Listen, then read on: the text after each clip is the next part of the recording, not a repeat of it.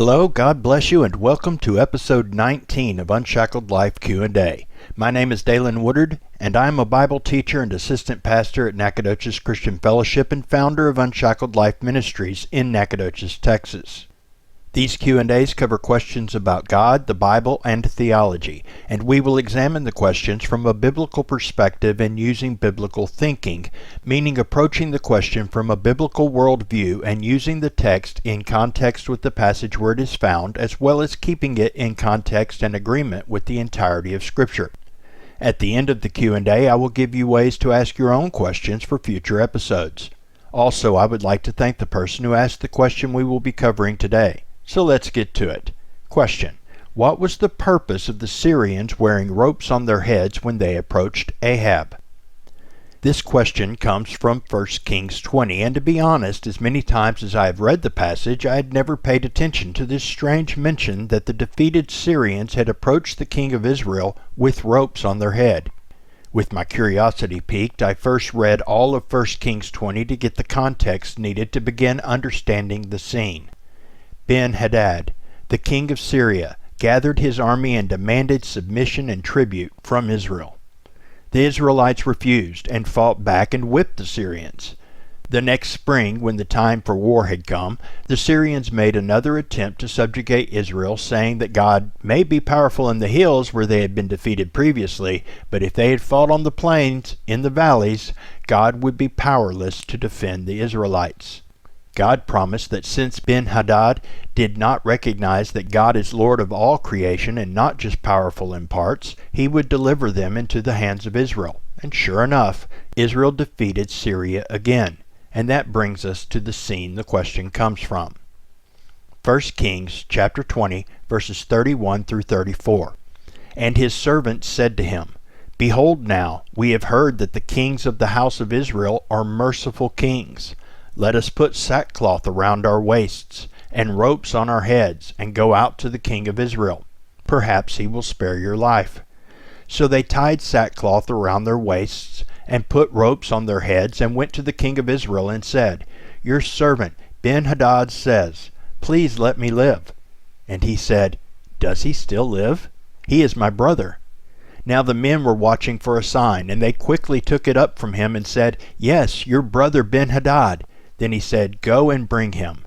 Then Ben-Hadad came out to him, and he caused him to come up into the chariot. And Ben-Hadad said to him, The cities that my father took from your father I will restore, and you may establish bazaars for yourself in Damascus, as my father did in Samaria. And Ahab said, I will let you go on these terms. So he made a covenant with him, and let him go. It becomes clear that what the Syrians did was a sign of humility and submission in an attempt to receive mercy from a kingdom they could not defeat. They had started a fight with someone who could wipe them out should the conflict continue. They asked for a peace treaty from a position of complete weakness, throwing themselves on the mercy of the king.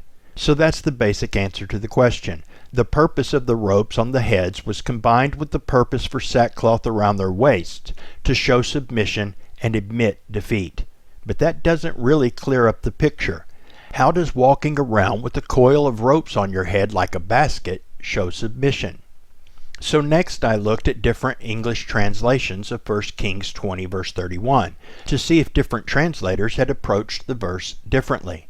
Of the 37 translations I looked at, 24 translated the verse with the ropes either on or upon the head, including the King James, English Standard Version, New American Standard Bible, and the New English Translation.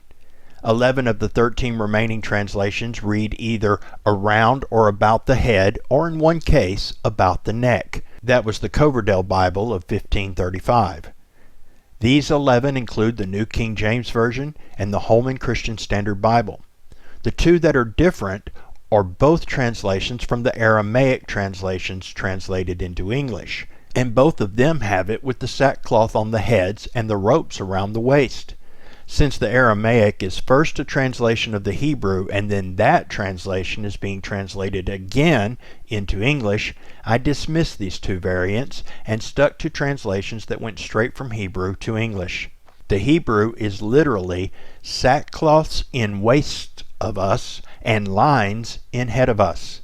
So the more literal translations kept the English on or upon the head, while translations that focused more on understanding the meaning of the phrase rather than the literal meaning of the word-for-word translation changed on or upon to around or about. About the head is only found in translations done before 1600, where about the head was the way around the head would have been said. But why?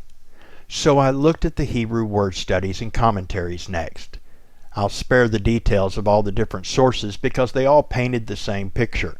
The Hebrew phrase is an idiomatic expression to describe something that happened in ancient times and even continued in some parts of the world until relatively recently, historically speaking.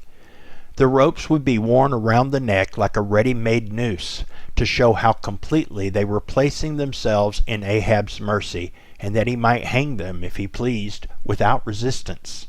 This total submission inspired Ahab to spare their lives. So it's likely that there were no coils of ropes balanced on top of the head, but instead the ropes were worn around the neck. But the purpose, either way, was to show their utter and complete defeat, submission, and humble desire for mercy, while expressing understanding that they deserved other than mercy for attacking God's chosen people. All right, thank you for listening. I hope the answer to today's question helped you in some way. If you have a question about God, the Bible, or theology, you can email your question to DalenWoodard@minister.com. That's DalenWoodard@minister.com. Or go to the Unshackled Life Ministries Facebook page and ask there, or through DM. Find me, Dalen Woodard, on Twitter and ask there, or reply to this video on YouTube. May the Lord bless you and keep you and give you an ever-deepening hunger for His Word. Help us spread the word by sharing, commenting, and clicking that like button. Keep up to date with the Q&As by subscribing to this channel.